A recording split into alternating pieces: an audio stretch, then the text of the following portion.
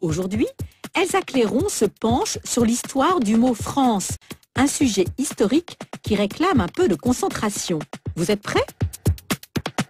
Bon, aujourd'hui, nous allons nous pencher sur l'origine du mot France, français, française. Savez-vous que nous, les Français, nous tenons notre nom d'un peuple d'origine germanique? Mais n'anticipons pas.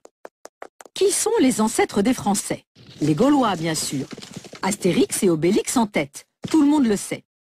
Ce que l'on sait peut-être moins, c'est qu'il n'y a pas si longtemps que nous, les Français, avons décidé que nos ancêtres étaient les Gaulois. Pourtant, la Gaule est loin d'être une entité claire, et quand Jules César se lance à sa conquête, il dénombre quelques 85 peuples gaulois qui n'ont pas de langue commune et qui se font la guerre la plupart du temps. Bon, en 52 avant Jésus-Christ, Jules César défait Vercingétorix à Alésia, et la Gaule se retrouve pour plusieurs années pacifiée, entre guillemets, en tout cas soumise à la domination romaine. La langue française, langue romane issue du latin, est évidemment un héritage de cette période gallo-romaine. Mais l'Empire romain périclite à partir du IIIe siècle après Jésus-Christ, ce qui va entraîner de profonds bouleversements en Europe. Car, la Légion romaine n'étant plus ce qu'elle était, les peuples germaniques, et plus largement les peuples du centre de l'Europe, envahissent et pillent les restes de l'Empire romain. Ce sont les Francs, les Alamans, les Saxons, les Huns, les Avars, les Bulgares, les Goths, les Vandales, pour ne citer que les principaux. Il est évidemment très intéressant de comparer la façon dont on nomme cette période selon que l'on est allemand ou français. Les petits Allemands apprennent à l'école qu'il s'agit de la grosse Völkerwanderung, de la grande migration des peuples, un terme positif à la connotation un peu romantique même. Les petits Français, eux, apprennent pour désigner ces mêmes événements qu'il s'agit des grandes invasions ou des invasions barbares, Invasion der Barbaren. Et oui, tout dépend du point de vue duquel on se place. Rappelons que barbare est un mot d'origine grecque, utilisé pour désigner ceux qui ne parlaient pas grec. Les Romains ont fini par appeler barbares ceux qui ne parlaient pas leur langue, le latin. Donc, durant ces Völkerwanderungen, les Francs, et notamment les Francs saliens, peuple germanique installé sur la rive droite du Rhin, traversent le fleuve à partir du IIIe siècle, envahissent les Ardennes et s'étendent peu à peu sur le territoire de l'ancienne Gaule. On parle alors des royaumes francs au pluriel, plus tard on parlera du royaume des Francs. La nuance est importante, la marche vers l'unité de la France est engagée. Au VIe siècle, le nom de Francia est employé pour désigner le royaume franc étendu à la Gaule.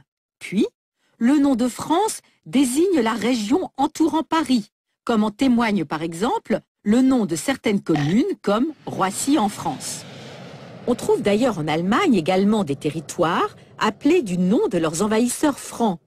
Ainsi, la Franconie, Franken en allemand, est une région du sud de l'Allemagne que les Francs avaient conquise sur les Alamans, puis sur les Thuringiens. Au Moyen-Âge, on parle encore de Francs pour désigner les habitants de la France.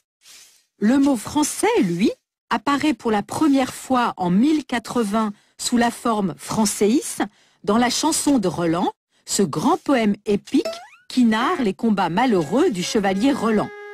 Peu à peu, Franceis devient François, puis français. À propos, Frank ou Francus signifierait à l'origine libre ou encore hardi, supérieur, sans qu'on sache trop d'ailleurs si le mot a pris cette signification à cause du caractère des Francs ou si les Francs ont été nommés ainsi à cause de leur caractère. Pendant longtemps, les Allemands refusèrent de reconnaître aux Français le monopole du titre de descendant des Francs. Plus tard, ce sont les Français eux-mêmes qui auront du mal à accepter cette influence germanique dans leurs origines. Ainsi, après la défaite de 1871 et la vague anti-allemande qui s'ensuivit, les historiens français ressuscitent les Gaulois. Voilà de parfaits ancêtres. Non, les Gaulois ne sont pas des sanguinaires comme les Francs, mais de vaillants guerriers résistant à l'Empire romain, tel leur chef Vercingétorix, promu subitement au rang de héros national. toute une idéologie que viendront conforter les histoires d'Astérix et Obélix. Et pourtant, l'héritage des Francs est capital. C'est à eux que l'on doit les bases de ce qui va devenir l'État français. Et la langue française a emprunté bon nombre de mots à la langue des Francs, le francique, das Fränkische en allemand, une langue germanique. Quelques exemples: le hêtre, qui nous vient de Heistre, le fauteuil, de Faldistol, la framboise, de Brambees, la couleur bleue, de Blau, etc., etc.